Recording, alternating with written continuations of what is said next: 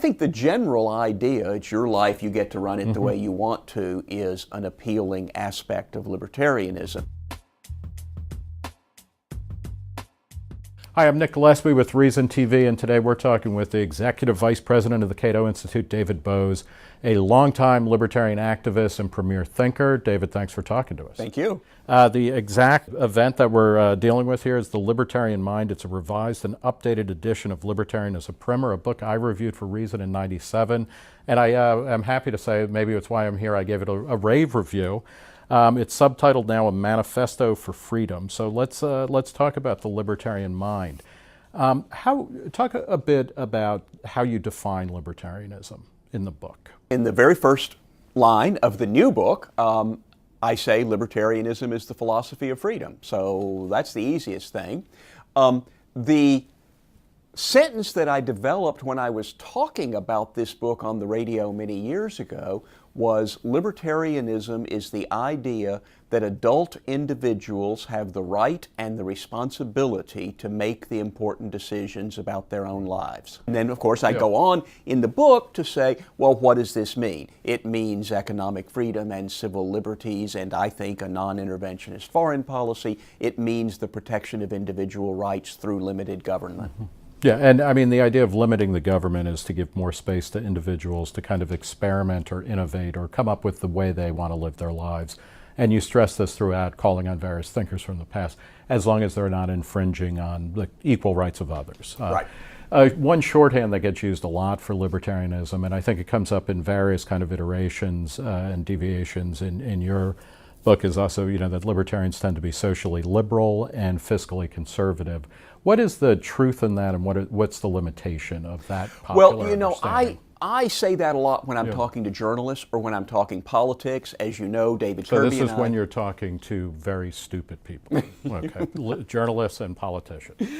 As you know, David Kirby and I did several studies on the libertarian vote. And obviously there, we're not talking about people who read Reason magazine every month or have read my book. We're talking about, we think, tens of millions of people who are basically socially liberal and fiscally conservative.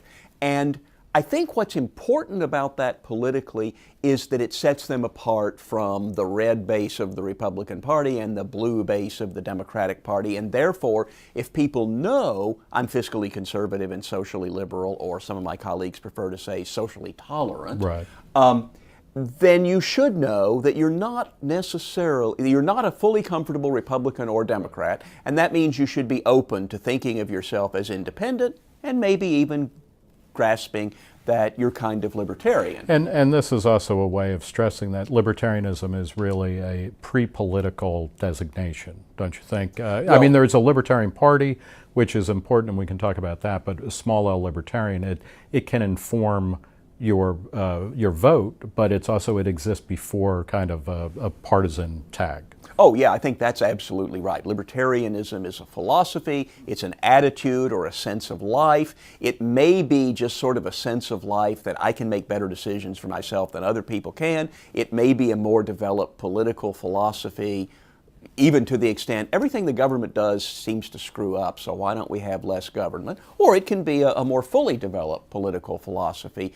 But in any of those cases, it doesn't necessarily tell you to get involved in politics or how to get involved in politics. And one note on page 125, which I came across and in my reading, and this spoke to me too, is that you also stress that libertarianism is not, it's a political philosophy, it's not, quote, a complete guide to life.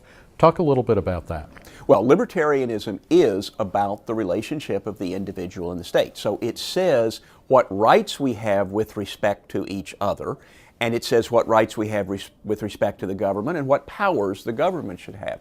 But beyond that, the famous communitarian philosopher said the language of rights is morally incomplete. Yeah, no kidding. Right. It's actually a very minimal set of rules. Don't hit other people and don't take their stuff. And then we build a legal system around those very simple rules. But it doesn't tell you how to treat your spouse or how to treat your friends or how to treat your employees. I know there are businessmen who say, I apply libertarian insights in my business, and they may, and those may work for them.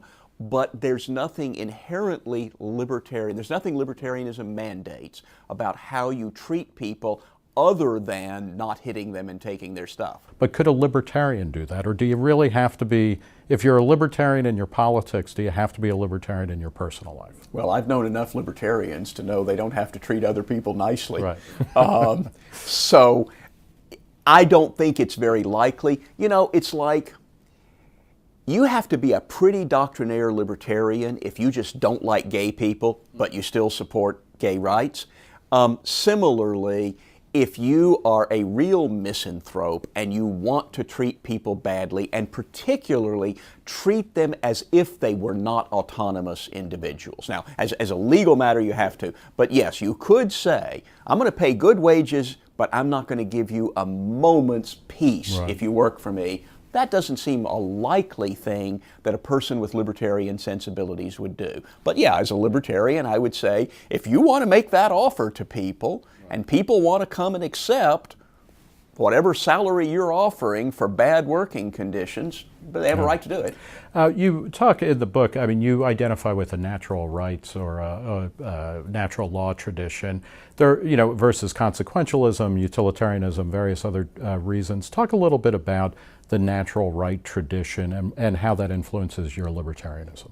So natural rights to me means I hold this truth to be self-evident, that everybody has a right to live his own life the way he chooses, so long as he doesn't interfere with the equal rights of others. And I think that tradition can be traced back to Aristotle, Aquinas, Locke, Mill, Herbert Spencer, and into the 20th century. Even in the Austrian economists, though they're generally regarded as consequentialists, I think you see the notions of treating people as rights-bearing individuals. And then, in a more modern era, to Ayn Rand and Murray Rothbard. Right. But I want people to understand this is not something invented in the late 20th century by Rand and Rothbard. It has a long history, but it is the idea that we have rights as individuals, and if we set up government, it's to protect those rights. Right. And that a government, I mean, going back to the Declaration, you know, that a government that does not respect those rights actually deserves to be overthrown. Or legitimately, at least we have the right to alter or abolish it. Yeah, but you talk about how many of the things we consider a kind of libertarian core of belief, especially in rights in yourself or rights to act the way that you want, stem actually from a religious, kind of religious-based revolution in 17th century England. Talk a little bit about the Levelers and about the English Civil War and how, you know, libertarianism is widely considered a haven for atheists, but in fact you make an argument that much of what we consider libertarian thought really started in a religious-based civil war. Well, and going back even before that, I think you can say that a lot of the fundamental ideas of libertarianism developed through the Judeo-Christian theory of the autonomous individual, the thinking individual, the natural law, the individual who gets to read the Bible and have a personal relationship with Jesus. We all have a soul. Right. So we are soul. God's property in some sense, not each other's. Well, that's right, and you can trace that back to give unto God what is God's and unto Caesar what is Caesar's, which establishes that there are things that are not Caesar's. Right. We may have to discuss what they are, right. But that establishes the government doesn't own your whole life. It doesn't own the whole world. And then, when you get to the English Civil War, yes, a lot of ferment in the 17th century, dissatisfaction with the Stuarts, who were perceived as coming in and trying to change the traditional English constitution with the rights of Englishmen and arrogate more power into the monarchy, and people started objecting to that, and we got robust debates going on. And there were a group of people called the Levelers. Like most political labels, this was given to them by their opponents.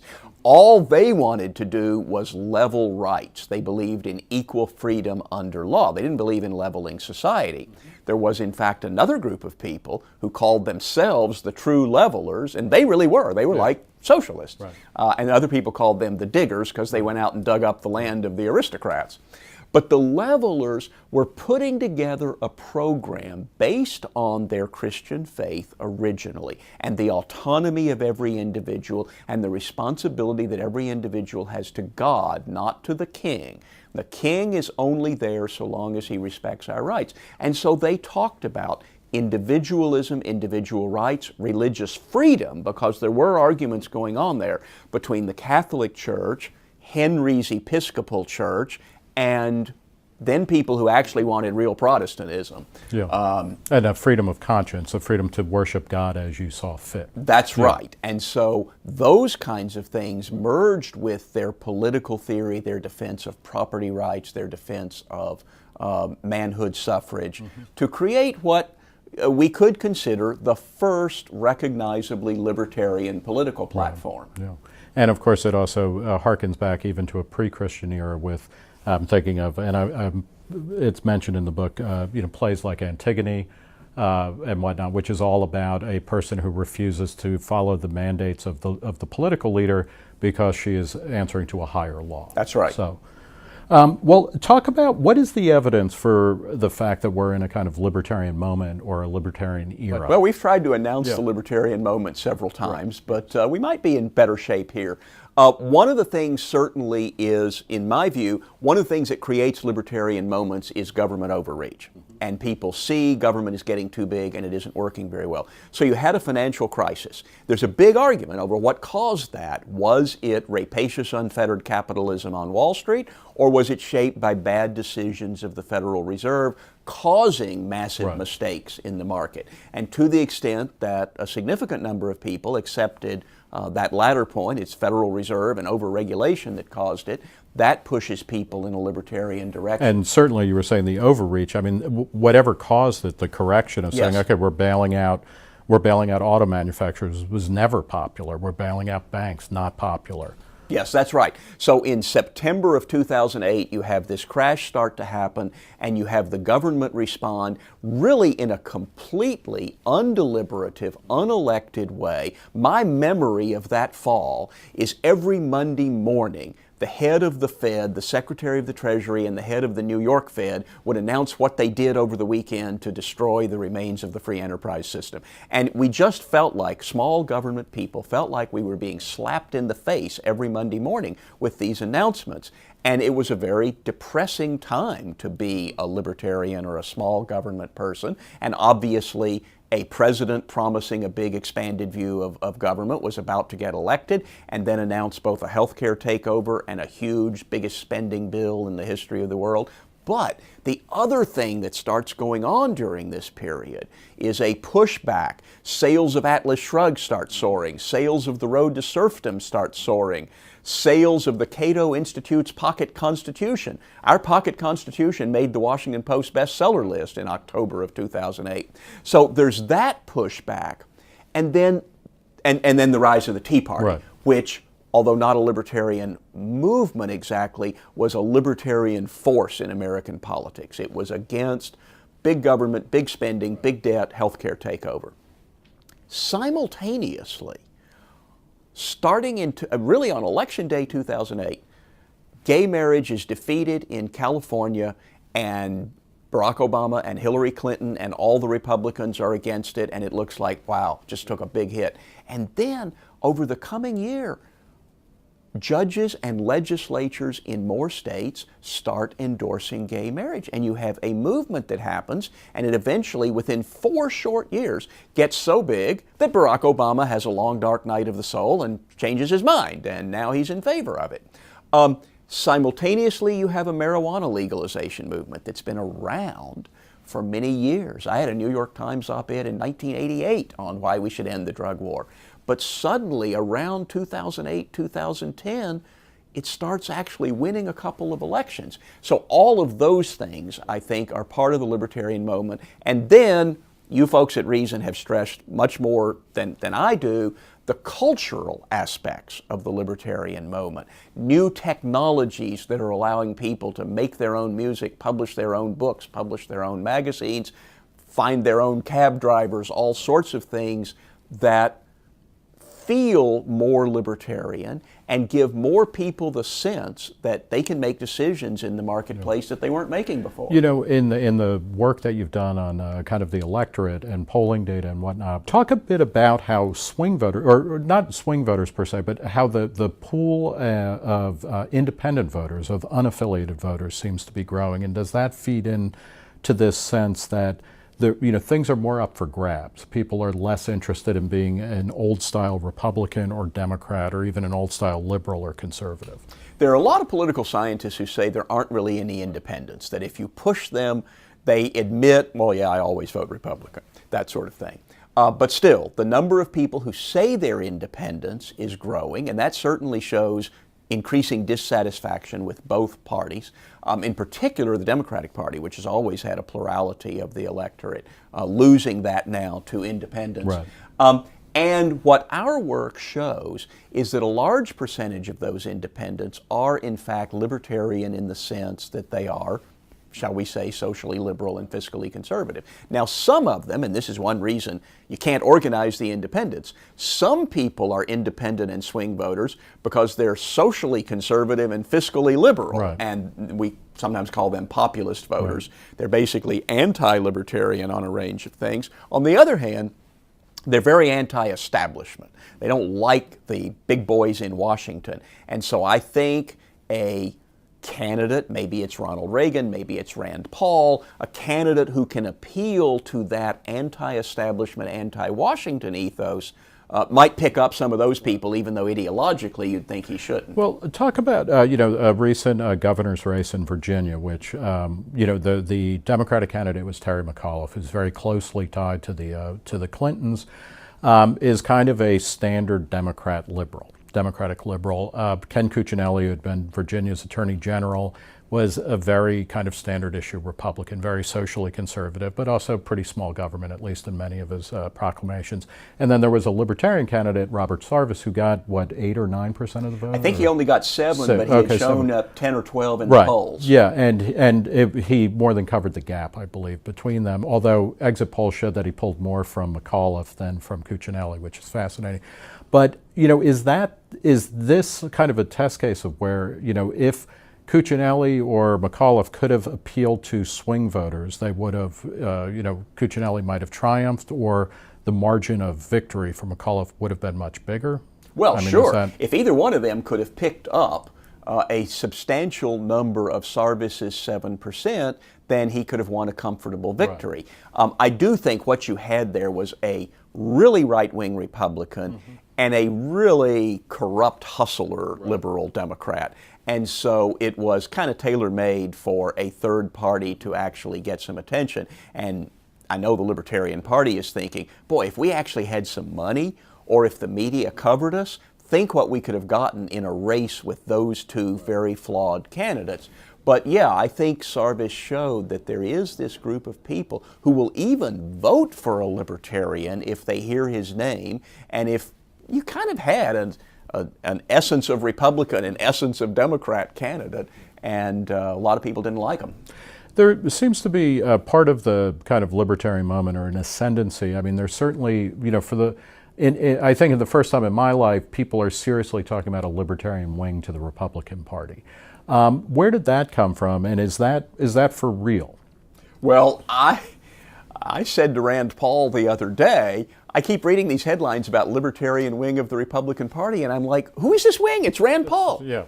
Well, and maybe a couple of others. And there's a couple of others. And I do think that the Tea Party and Rand Paul together have made people think, oh, there's some kind of libertarian wing. The election of Justin Amash and Thomas Massie, and to some extent the election of Mike Lee and even Ted Cruz, are perceived as being different from establishment conservatives, even though it's not clear they're actually libertarian, but they're at least very strongly free market and ticked off about the way the government is trying to run the economy. So there's that kind of libertarian wing. But it's also true, if you look at votes, take the Amash Amendment to restrain the NSA, it split both parties, got about 40% of both parties in its initial vote on the Hill. And so that suggests, well, there was a libertarian wing of the Republican Party, maybe even a libertarian wing of the Democratic Party. And what we haven't been talking about here is foreign policy. And I think 13 years of war has caused even a lot of Republicans to say, when is this ever going to end? Why are we doing this? And they're now saying, a majority, I think, of Republicans, this war was a mistake. So Rand Paul has been the person leading that effort, but there are other people starting to talk about, enough so that neocons are complaining about an isolationist wing in the Republican Party. And I mocked them in 2012 and said, the neocons said there was isolationist talk in the Republican debate. Excuse me, from the former U.S. Trade Representative John Huntsman, from the international businessman Mitt Romney. Who are these people who are isolationists? These are people who are saying, you know, maybe we're in enough wars and it's time to wind them down. So that's some change in thinking. Well, talk about, where is the libertarian case or the libertarian appeal, do you think, the strongest? And foreign policy is certainly one of these. We have majorities of people saying now anyway that the invasion of Iraq was a mistake, that Afghanistan, it's not clear what it achieved or actually, and we're still there. I mean, we have 15,000 troops.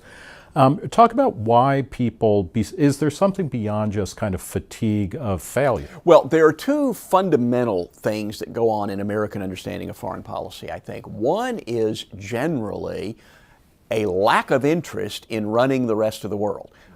We have these two big oceans. We don't have to get involved all over the world, and a lot of Americans are perfectly happy not to. We don't speak very many foreign languages, and that kind of plays into, we don't need to do that.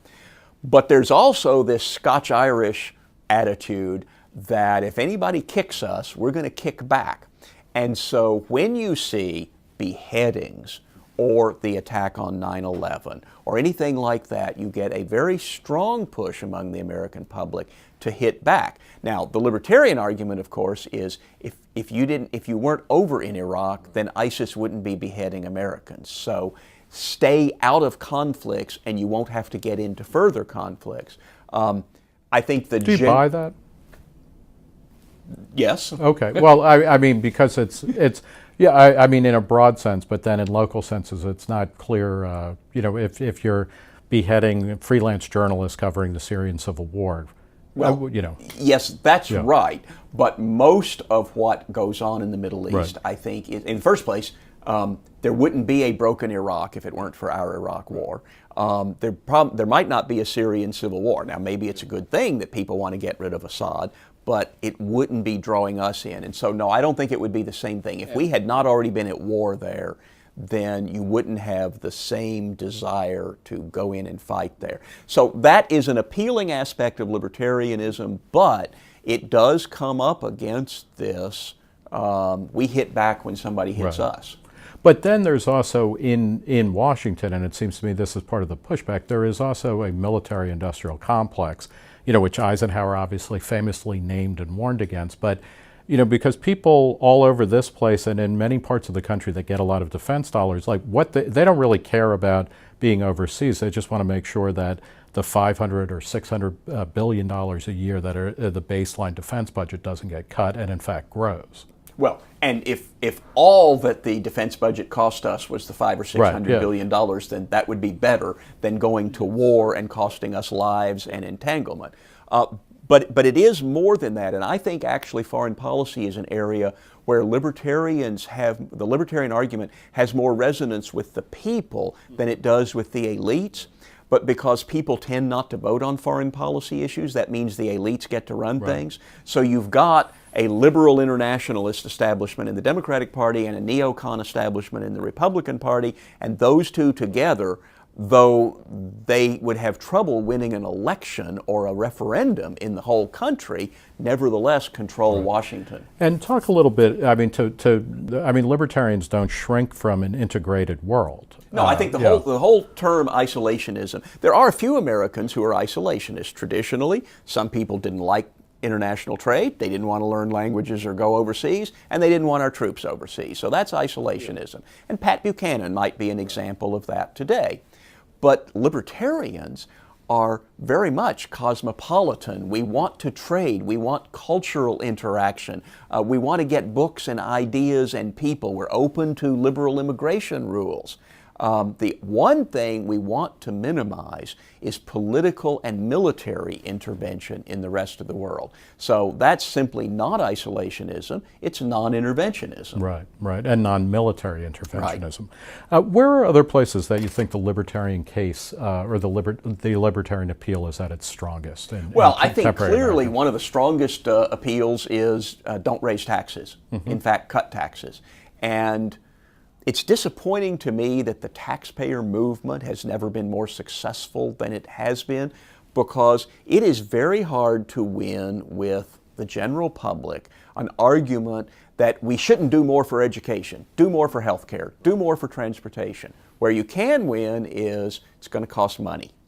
So we shouldn't tax more and we shouldn't go into more debt. Those two things, no debt and low taxes, I think are very strongly resonant with the public. One of the problems, though, is that if you keep cutting taxes but you don't cut spending, you get into a very bad situation. And it seems that politicians have learned that you can actually cut taxes and keep spending more and more. I mean, this is the lesson of the George Bush presidency. Or the lesson of the Reagan presidency, yeah, that's arguably. right. Yeah. Actually, the lesson of all presidencies since probably Eisenhower.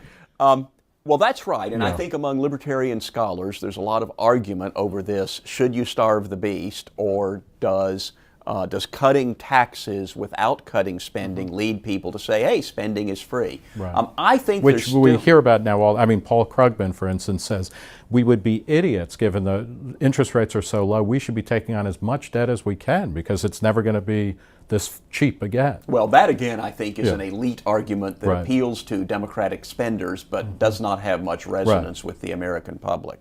I think no debt and low taxes have much stronger popular appeal.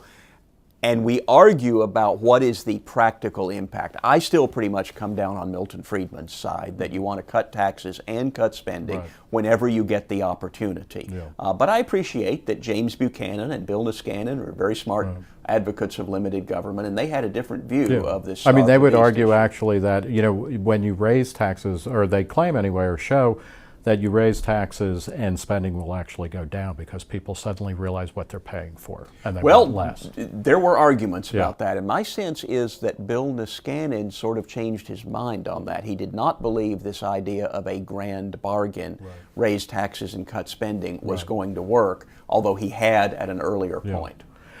What else is there? Are there other? So we're foreign policy, taxes. What else is another big appeal for libertarianism right now? Well, I think the general idea, it's your life, you get to run it the way you want to, is an appealing aspect of libertarianism. Unfortunately, in political terms, many voters are susceptible to saying that in principle, but then upon being told that what some other person wants to do is smoke marijuana or engage in a homosexual relationship or worship the wrong God in different periods of American history, people have reacted against that. And liberals, modern American-style liberals, not us classical liberals, will tend to say, sure, people should be able to make their own decisions. Oh, but not if that means not contributing to the public good by paying 50% income taxes. Or not selling cakes to gay people, or not selling cakes to homophobes, right? Homophobes. So well, that's right. It can be, or if you start saying the wrong thing. So where do you think the libertarian case or libertarian appeal is the weakest? Where are places that still, large numbers of people need convincing that libertarianism is a smart way to think about the world, or we might persuade them? Well, you're talking about Americans, right? Yeah. Because in a whole lot of the world, though, the idea of religious freedom is still a problem. Yeah, right. In America, I think probably the drug war is still something that, even though we're starting to win a couple of votes on marijuana, we're a long way from persuading people that other drugs should be legal. And that's an issue libertarians have talked a lot about. It probably is associated with libertarians in the minds of reasonably informed people.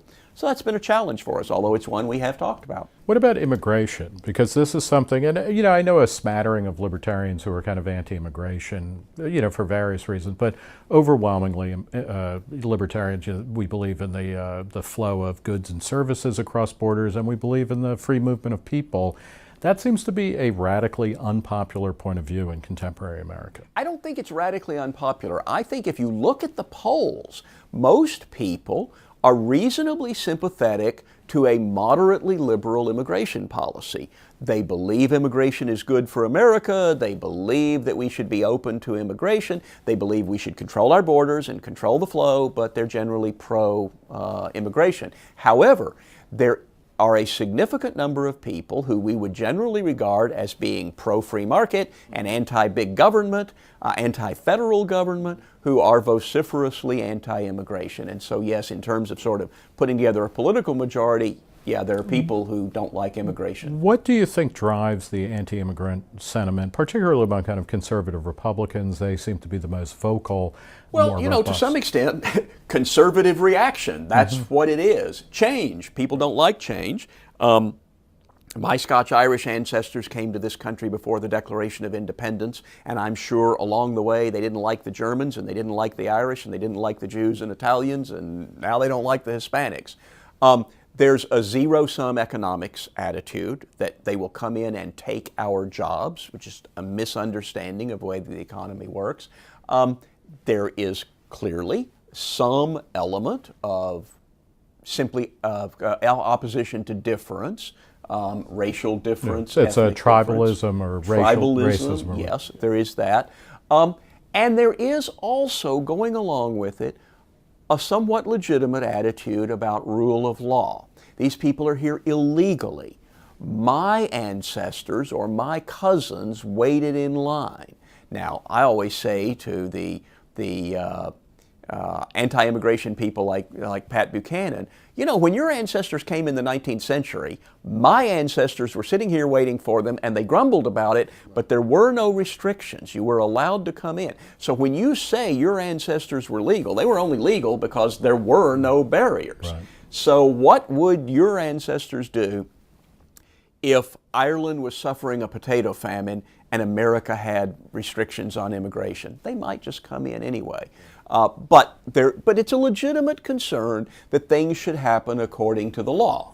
But then there always seems to be the unwillingness to say, and therefore, if we change the laws and allow more people to migrate legally, the problem of illegal immigration. Them to say, why don't we change the law? Yeah. Talk a little bit about kind of global warming. I want to finish answering your question about what's most difficult, because one of the very difficult things for us to sell to a whole lot of people is the idea that specific things the government will do for you are a bad idea.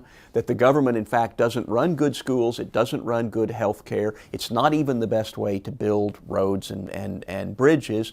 And all of these things together will be built inefficiently, and they will cost a lot of money, and the stuff you think is free will end up costing you more than you would have paid for it in the marketplace. So just the general idea of government as Santa Claus is a real obstacle to a libertarian or any other small government, fiscally conservative politics. How much, and I think some libertarians flatter themselves to say, well, you know, the difference is that we think systematically and other people just aren't that evolved. But how much of it is constantly linking?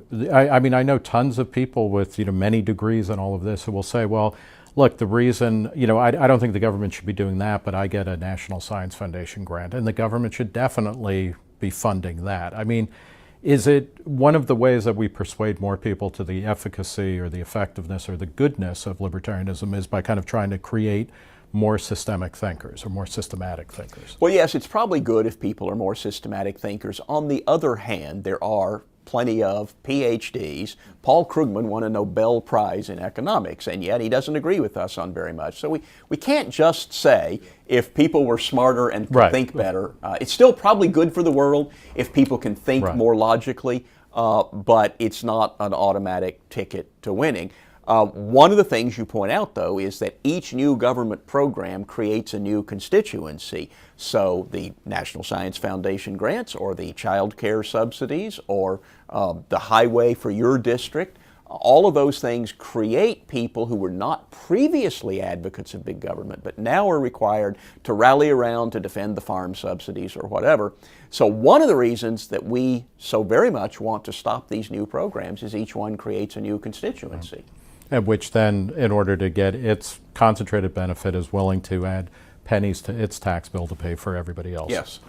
We'll talk about global warming, or global warming and environmentalism. This seems to be a case where I think there are very strong libertarian arguments about ways forward, but it often comes up as one of the places where, well, this is where, libertarianism has, no way of solving this, or even acknowledging that, collective action is needed to stop the planet from boiling in its own juices. What is the libertarian response to that? Well, I think it's a difficult issue. I don't think that you solve that problem by saying I have no systematic theory and no rules on what I think the government should do. Anything that looks good to me, I'm for. What is your political philosophy that defines what's appropriate for the government and what's not? Or is it that you think everything is the purview of the government? But for libertarians, yeah, it's an issue. As far as global warming goes, my own view, based on Pat Michael's work at Cato, we're the only think tank with an actual climatologist on the staff, is that the globe is warming. It's partly man-made, but it's not going to be catastrophic. The globe has warmed and cooled over the centuries and the millennia, and there's no evidence that it's going to be particularly dangerous. However, that doesn't mean that in theory it couldn't be, or that a hole in the ozone layer or something else like that could be devastating, and then you have public action problems. And yes, I think libertarians should think more carefully about what we would do if that were the case. And I don't know that I have a good answer other than decentralization, try to avoid command and control solutions. A strict respect for property rights typically gets you better answers and better internalization of costs. And by that, it also, you're implying as well that, South Florida, which has had bad weather for a long time, does, in Holland, for that instance, they do a pretty good job of coping with environmental variance and catastrophe in a way that Bangladesh doesn't. Well, that's right. So the most important thing to solving a lot of these problems, like the spread of Ebola in Africa or the threat of exaggerated hurricanes here, is wealth. Create more wealth. Our buildings are much less likely to fall down because we're a wealthy country and we value having buildings that don't fall down. In Bangladesh, they may value them, but they don't have the money. In Africa, in the countries affected by Ebola, they just have not created enough prosperity to be able to afford the medical infrastructure that would make Ebola easily manageable. So the answer to healthcare problems in Africa, to many of the world's environmental problems, is have a more prosperous world, create more wealth, which can then be spent on the real challenge. What are the best ways to goose economic growth? Well, we may be, because of demographic reasons or whatever, be in a period where growth can't be as high as it could have been. On the other hand, it was running at 3% before that. China's been running at 9%. They had a lot of catching up to do, but still, I'm betting we could do better than 3% if we had lower taxes, less regulation on the economy, less cronyism and protection for established businesses. Take Uber as an example. Here we have this 50-year-old taxi cartel in every city and every state, and a new business comes along and wants to break up that cartel and provide more service, better competition to people, and the cartel fights back. So breaking up cartels, from the taxis to the banks to whatever, is one way to do it, to open up the economy, get more entrepreneurship, get more things happening. But the burdens of taxes and regulation make that difficult. How do you, and there are already instances where Uber is starting to form a new cartel. I mean, they're dealing in places like Washington, D.C. and whatnot, and it's an understandable business move. You show up in a city, you do pretty well, you get enough of a customer base so you can push back against the taxi commission, but then at some point you want to sue for peace, all right, and keep other people out. What is that a just part of the free market? I mean, almost that big government and big business work hand in glove with each other. Well, it's not part of the free market. Okay, well, it's part of the politicized market. Let me put it, it's an excrescence of the free market, because once you have a wealthy business, you can start spending more money on things. One of the things you do is spend it on political favors. Well, yes, except that if we had a more strictly applied Constitution, or had written the Constitution more strictly in the first place, and government wasn't allowed to create monopolies, for instance, then it wouldn't do you any good to to pay politicians to create a monopoly. So in a free market protected by law that actually guarantees a free market, then this would be less of a problem. In our current politicized market, then it is. I just read the Virginia legislature, on a bipartisan basis, is sitting down with Uber and Lyft to discuss rules to enable them to operate. And the first rule is they have to pay $100,000 for a license. Well, Uber can afford that. But there might be a lot of potential Ubers who can't afford $100,000. So yes, that absolutely looks like the established players, now including Uber and Lyft, will be able to get some barriers to entry created by the legislature. What are the challenges? In talking about some of the places where libertarianism is appealing and somewhere it perhaps needs to do more work to persuade more people, there are also more serious challenges to the kind of libertarian paradigm, I think. And last year saw the publication in English of Thomas Piketty's book about capital, where he's basically saying that we are now entering a kind of, it's not even a new Gilded Age, but where it's just that the returns to the haves, it's just going to continue exponentially, where the have-nots are just locked out because individual laborers can't catch up to the returns on capital. Do you see that as a fundamental challenge to, or a credible challenge to a kind of libertarian free market perspective? Well, I suppose it's a credible challenge. I'm not an economist, and I certainly am no expert on what's good or bad in Piketty's work. I do think, as a political matter, Piketty's book made an argument that was attractive to the world leading media. And so it was immediately hailed as the most important book of the decade and so on. And there were no critics, because who's read it? It's 800 pages and it's a brand new book. And so the media report, he shows this. And then after the month-long media hype, economists start actually plowing their way through it. And my understanding is that they have come up with significant questions about the theory of the increasing returns to capital, serious questions about the actual data in the book, and so on.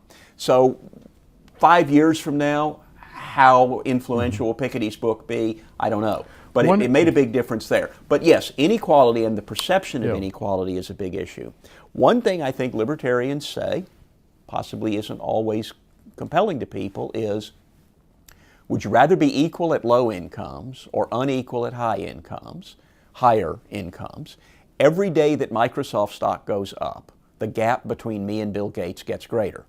But, I have a little Microsoft stock, so I make $10 that day. He makes $100 million that day, but I don't see that as bad for me. So in general, it seems to me the problem we ought to be concerned about is poverty and the stagnation of middle-class wages. So rather than focusing on, we don't want Bill Gates to be rich or get richer, we should focus on, what are we doing wrong that might improve the problem of poverty or middle-class incomes? But now, is that really where the battle is being drawn? Because inequality, a lot of people react negatively to the idea of inequality. It does seem, it seems to be growing. The gap between the richest Americans and the poorest Americans, middle-class incomes seem to be stagnating. And what people, even when Obama was talking in his State of the Union address, he wasn't talking about, I'm going to go after those, malefactors of wealth, that billionaires. It ends up attacking people who are in the top 10% or the top 20%. And does libertarian, so it's not that Bill Gates gets rich, but it's that somebody who's making twice or three times as much as me, who is basically, I have the same education, we started out at the same place. That seems to be where the rub comes, isn't it? Well, I'm not sure about that. It seems to me that what we hear about is billionaires, and billionaires are in a completely different place. Yes, there has been some stretching out of middle-class incomes. Charles Murray talks about how it used to be if you were good at math, you could become an engineer and make twice as much as the factory worker. But now if you're good at math, you can become a Wall Street quant and make 100 times what the factory worker does. That may seem unfair, but the economy, the market, is about satisfying human needs. And if it turns out that your skills, once not very useful, are now incredibly useful to making our economy work better and to provide more real wealth for people, then that's a good thing. I saw a chart of incomes from 1979 on by the various income classes the other day. What it shows was that the bottom 4 quintiles, all up roughly 40% in that period, top 20% up twice that much, top 1% up 1,000%. Okay, that is rising inequality, but it's also significant increases in living standards for all Americans. And that seems to me better than what I think would be the results of seriously trying to constrain inequality. But then this is Obama talking to Joe the plumber, or even in the State of the Union. Well, why don't we just take some of that extra wealth at the top and spread it around a little bit more? That's fair. Well, that's right, and it's easy to say that that's fair. And if you take a little bit extra from the billionaires, really, are they going to stop working? But as you were saying, it's not just the billionaires who will be hit by these taxes. It is the people who are currently working and building businesses, because you can't get that much from billionaires. And if you try to take a lot of what they have, then yes, they will stop creating companies and they will stop working. It's a bad thing for America and for the world that Bill Gates stopped working because he had enough money and went into philanthropy. He was brilliant at creating new connections and new wealth for society. It's too bad he's not doing that anymore. I suspect many Microsoft employees would agree with you. Yes. That he should have kept working. Here's another possible challenge to a kind of libertarian paradigm, which is millennials. And I know that you've done some work on millennials. Reason has done a long poll, an in-depth poll. And millennials, on a certain level, are very libertarian. They hate things like nanny state rules. They hate soda bans, and they hate smoking bans, and they hate all, they want more choice in their lives. They don't have the same kind of sexual or racial hang-ups that older Americans have. I mean, they're very cosmopolitan, they're very loose, they're very free in that way.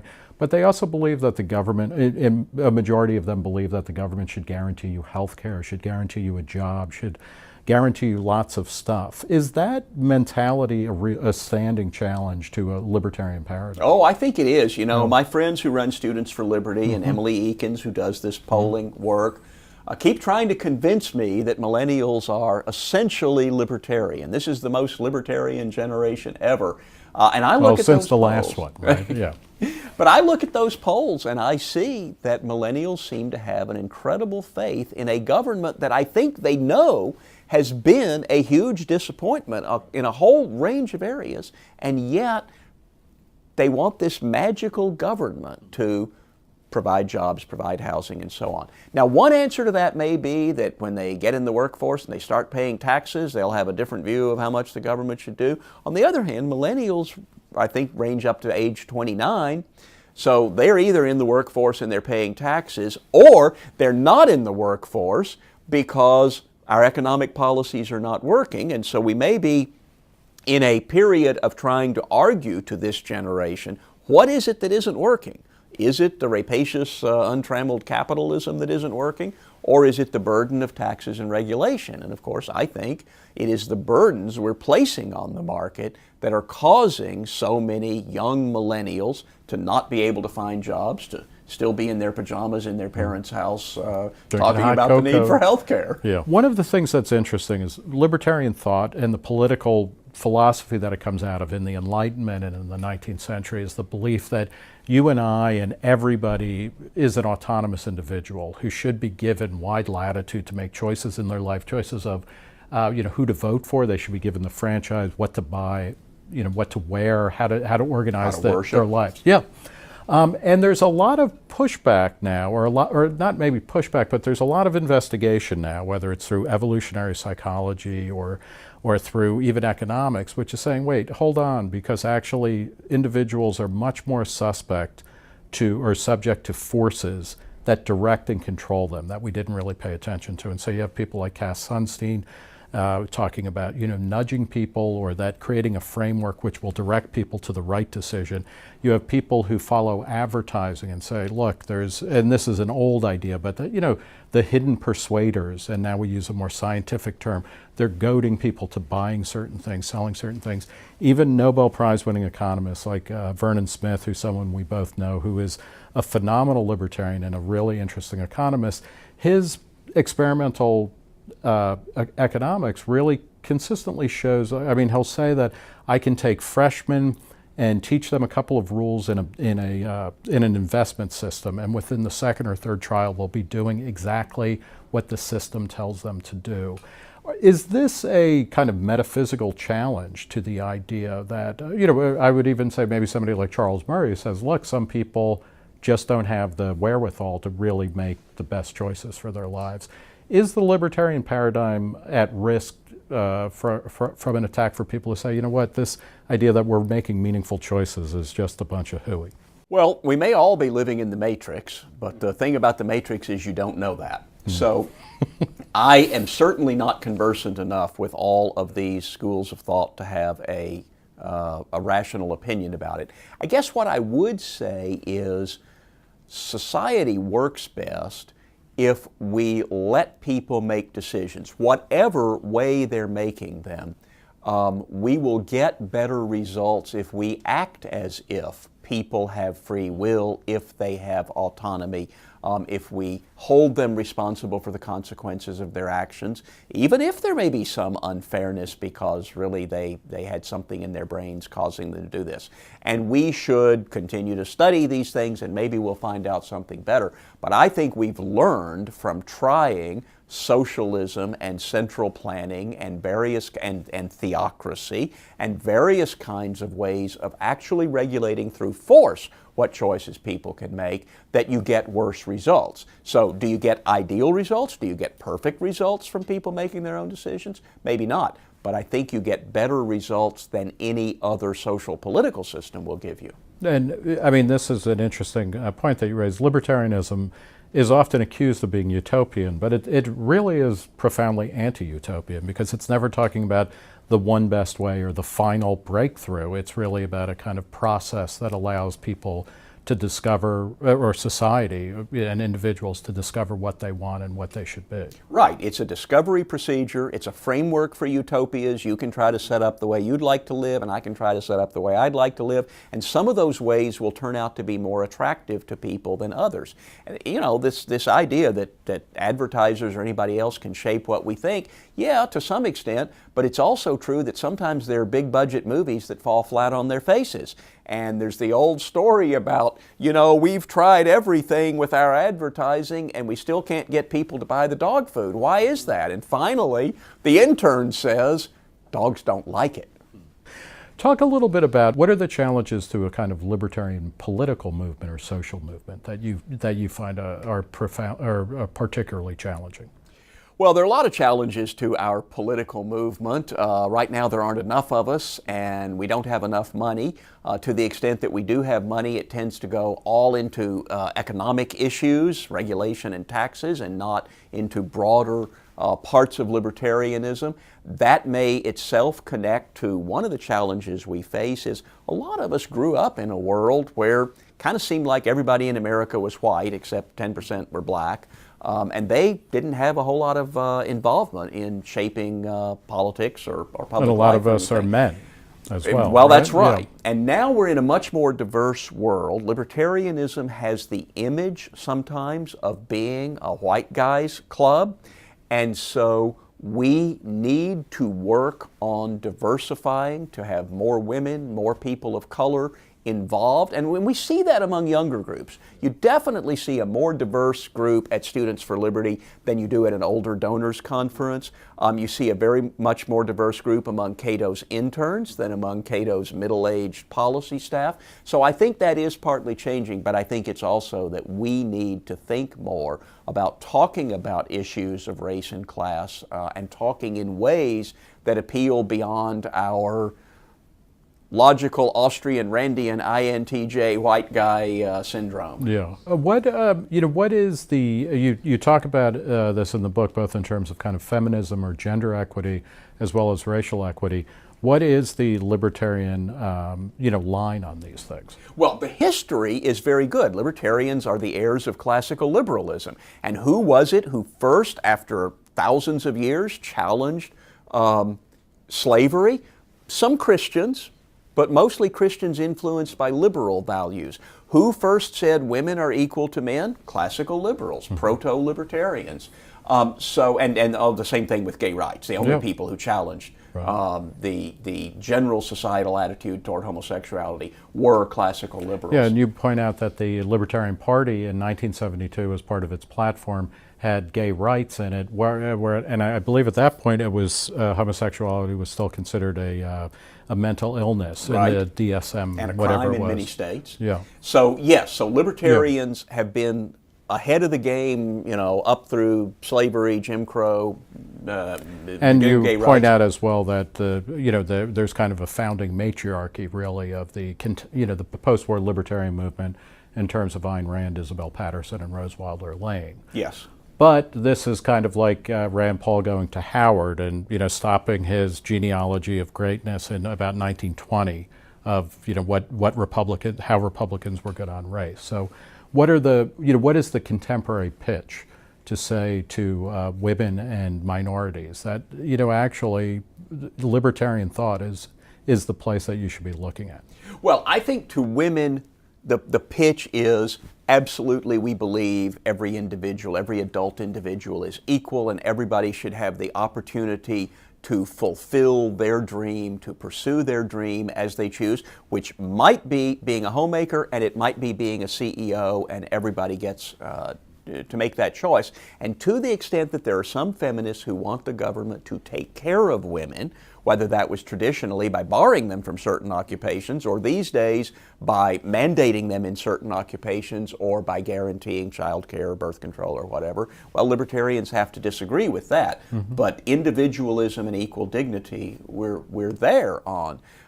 With Hispanics, we obviously talk a lot about liberal immigration rules. We also talk about this country being a land of opportunity, and let's make it more so, and let's have better schools, and those are the things that will help people rise.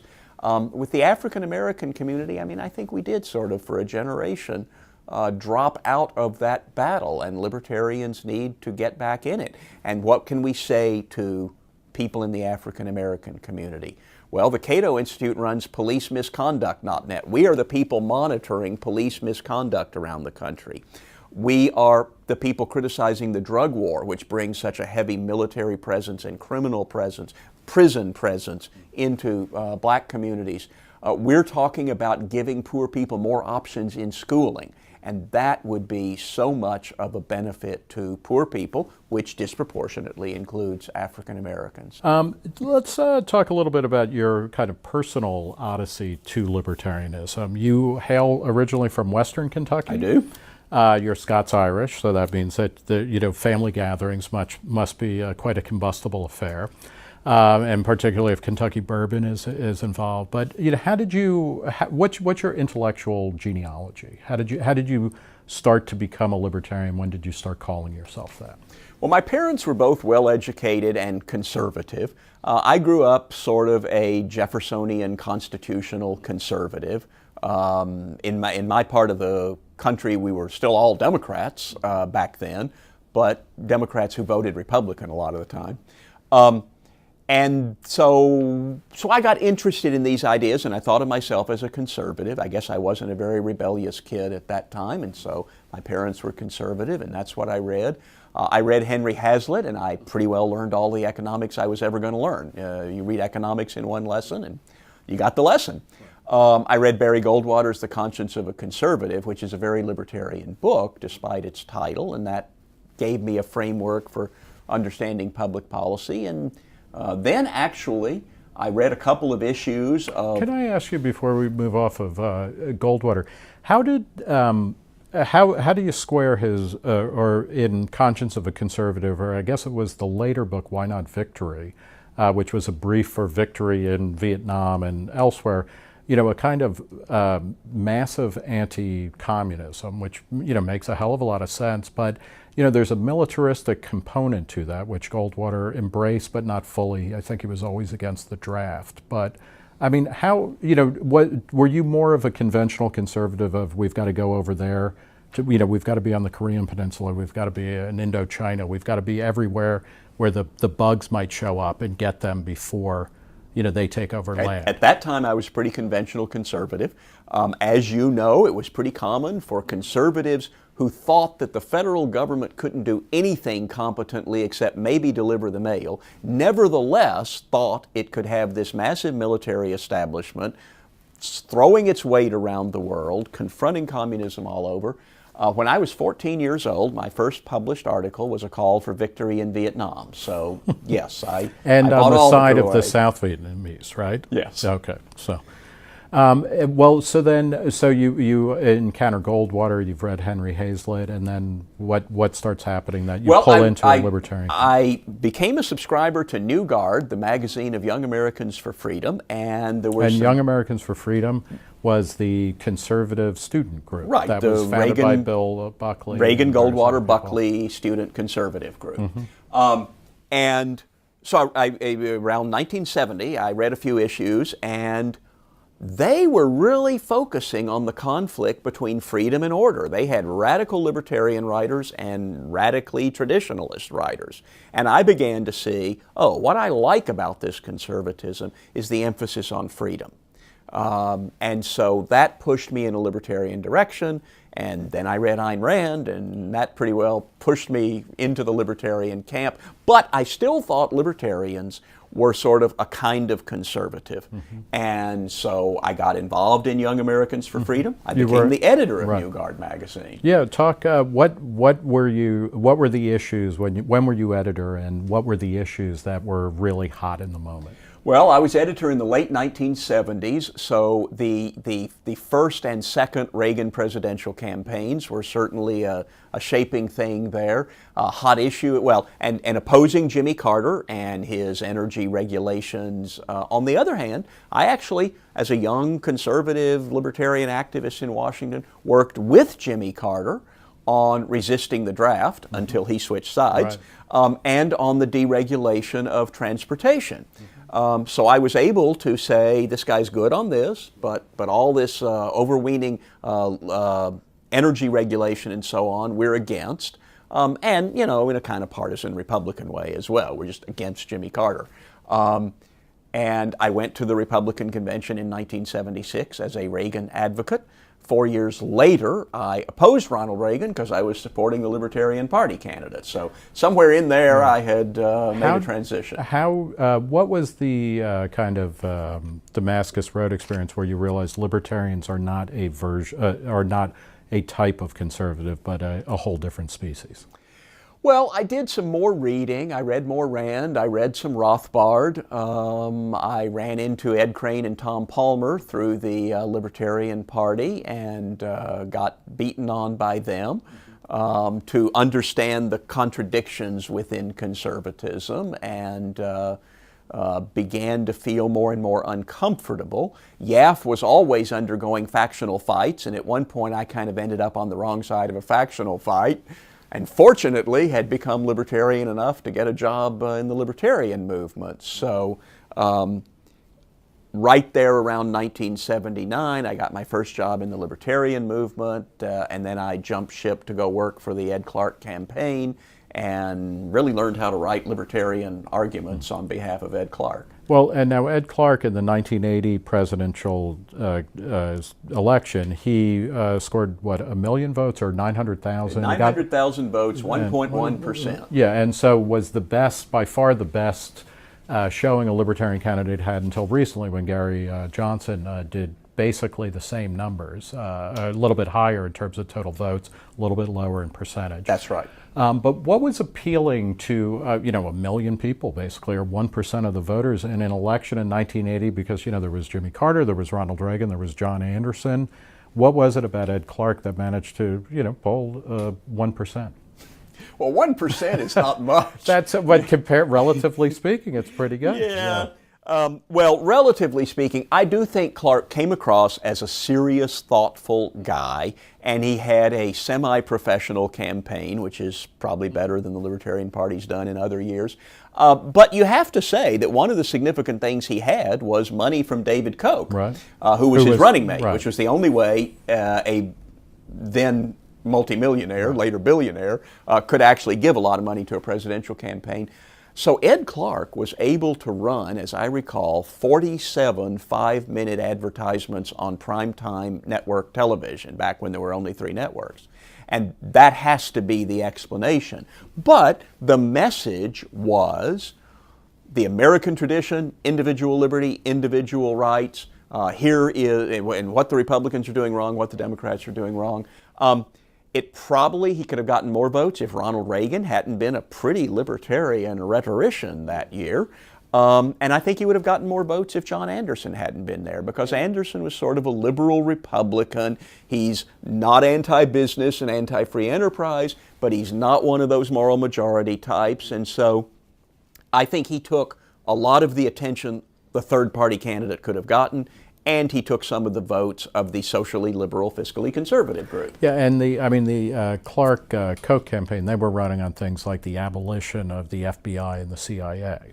I don't remember right? specifically. Did we say that? Okay. We might have. I think so. We but certainly I ran mean, well, on, we had a list of a whole bunch of government programs we were going to abolish. It was a wonderfully hardcore libertarian rescission of government roles and responsibilities, which seemed to be in keeping with, this was coming out of a decade where every day you would wake up to a new expose of just how awful the government had been, and not just simply in misdelivering the mail, but in surveilling people or running scams. COINTELPRO and Watergate and Vietnam. Yeah. Finally, let's talk about 2016. We've just come through a midterm election that was just short of a landslide for Republicans. They now control the House and the Senate, which means that they will probably reveal themselves to be utterly contemptible over the next 2 years. But in 2016, we have people like Rand Paul, who's clearly running or gunning for the Republican nomination. Do you think 2016 is going to be a libertarian year, or will libertarian issues be front and center? I think there will be a lot of libertarian issues being talked about. I think endless war is an issue that certainly Rand Paul will talk about, and other candidates are going to have to respond to that. On the other hand, there may be conservative issues in the sense that if ISIS is still marauding in Iraq and Syria, then there's going to be a strong neocon argument that we got to go in and fight that. But yeah, I think war will be. I think NSA surveillance is still going to be an issue on the table that most of the Republicans would probably just as soon not deal with, and the Democrats too. But that if Rand Paul is running, which I'm pretty sure he will be, he'll be talking about. And then the general issues of the size of government. What should we do about inequality? What should we do about poverty? All of those have libertarian answers. And gay marriage may be off the table by then because the Supreme Court may take it off, and I don't think conservatives are going to respond the way they did to Roe v. Wade and go on a 40-year crusade to repeal it. This is not about the taking of life. This is about letting people get married. And I think after a year of letting people get married, Republicans will say, yeah, whatever. Marijuana might be a bigger issue, probably not a presidential level issue, because I don't think anybody's going to want to take it up.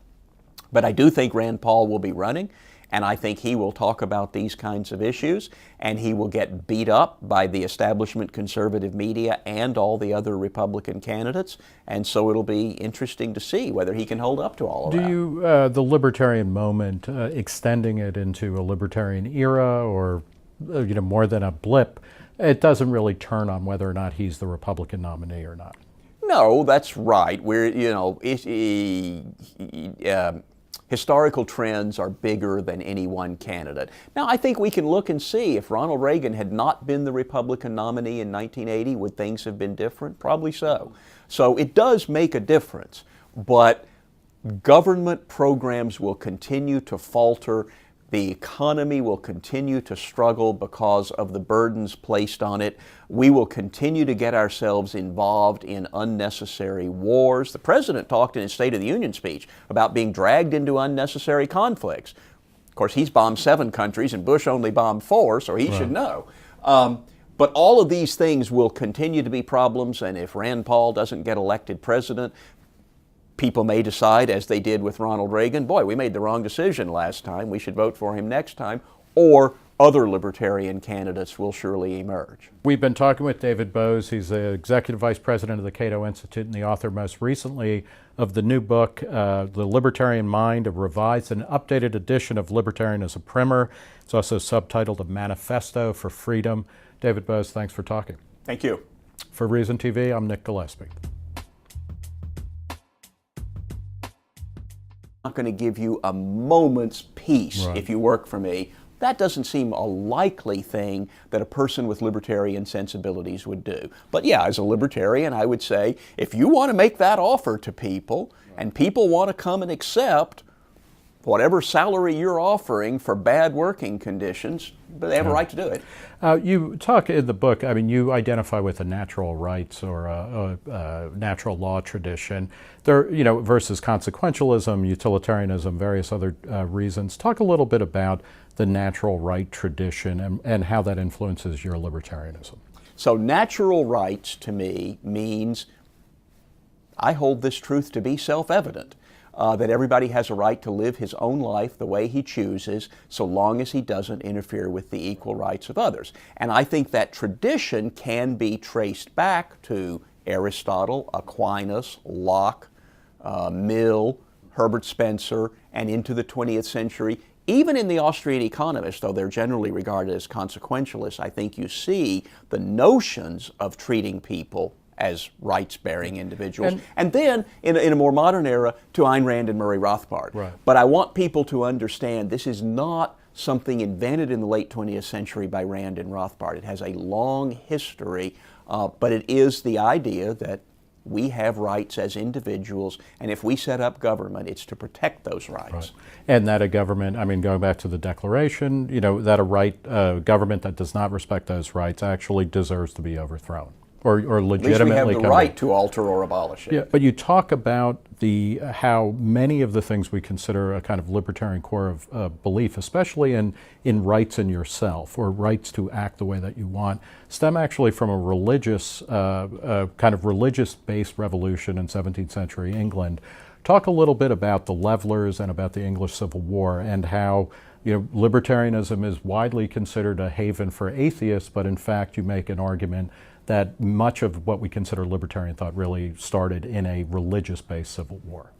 Well, and going back even before that, I think you can say that a lot of the fundamental ideas of libertarianism developed through the Judeo-Christian theory of the autonomous individual, the thinking individual, the natural law, the individual who gets to read the Bible and have a personal relationship with Jesus. We all have a soul. Right. So we are soul. God's property in some sense, not each other's. Well, that's right, and you can trace that back to give unto God what is God's and unto Caesar what is Caesar's, which establishes that there are things that are not Caesar's. Right. We may have to discuss what they are, right. But that establishes the government doesn't own your whole life. It doesn't own the whole world. And then when you get to the English Civil War, yes, a lot of ferment in the 17th century, dissatisfaction with the Stuarts, who were perceived as coming in and trying to change the traditional English constitution with the rights of Englishmen and arrogate more power into the monarchy, and people started objecting to that, and we got robust debates going on. And there were a group of people called the Levelers. Like most political labels, this was given to them by their opponents. All they wanted to do was level rights. They believed in equal freedom under law. They didn't believe in leveling society.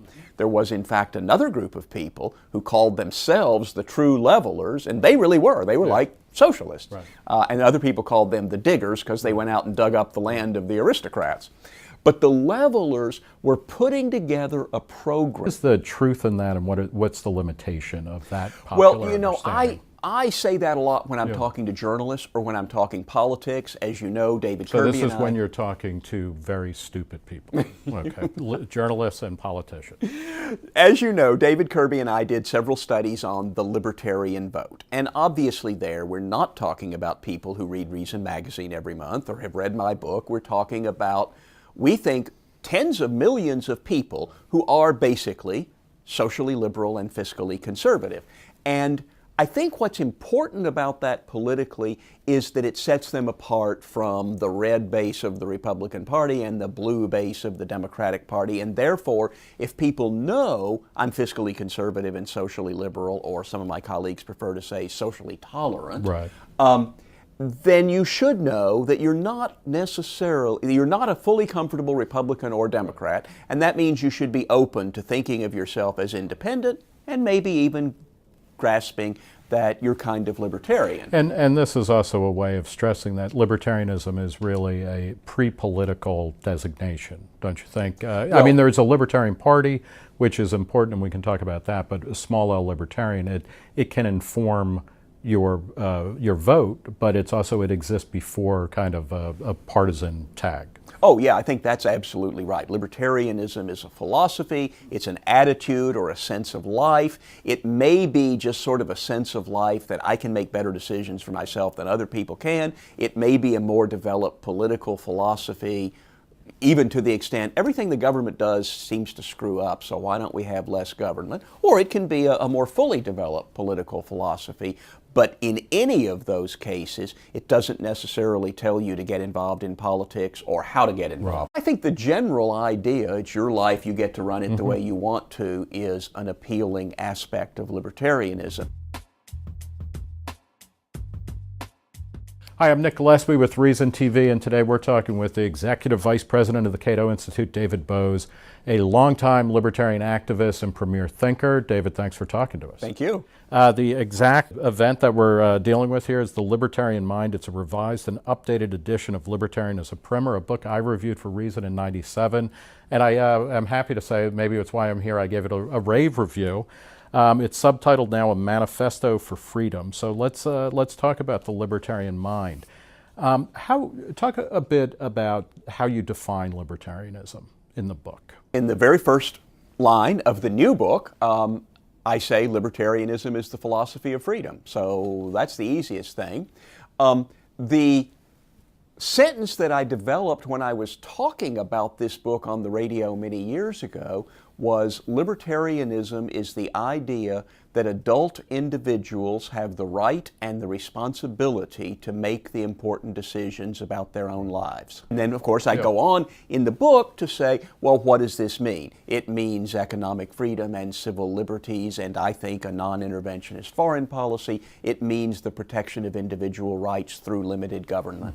Yeah, and I mean, the idea of limiting the government is to give more space to individuals to kind of experiment or innovate or come up with the way they want to live their lives. And you stress this throughout, calling on various thinkers from the past, as long as they're not infringing on the equal rights of others. Right. One shorthand that gets used a lot for libertarianism, and I think it comes up in various kind of iterations and deviations in your book, is also, that libertarians tend to be socially liberal and fiscally conservative. What is, and one note on page 125, which I came across and in my reading, and this spoke to me too, is that you also stress that libertarianism is not, it's a political philosophy, it's not, quote, a complete guide to life. Talk a little bit about that. Well, libertarianism is about the relationship of the individual and the state. So it says what rights we have with respect to each other, and it says what rights we have with respect to the government and what powers the government should have. But beyond that, the famous communitarian philosopher said the language of rights is morally incomplete. Yeah, no kidding. Right. It's actually a very minimal set of rules. Don't hit other people and don't take their stuff. And then we build a legal system around those very simple rules. But it doesn't tell you how to treat your spouse or how to treat your friends or how to treat your employees. I know there are businessmen who say, I apply libertarian insights in my business, and they may, and those may work for them. But there's nothing inherently libertarian, there's nothing libertarianism mandates about how you treat people other than not hitting them and taking their stuff. But could a libertarian do that? Or do you really have to be, if you're a libertarian in your politics, do you have to be a libertarian in your personal life? Well, I've known enough libertarians to know they don't have to treat other people nicely. Right. So I don't think it's very likely. It's like, you have to be a pretty doctrinaire libertarian if you just don't like gay people, but you still support gay rights. Similarly, if you are a real misanthrope and you want to treat people badly, and particularly treat them as if they were not autonomous individuals. Now, as a legal matter, you have to. But yes, you could say, I'm going to pay good wages, but I'm not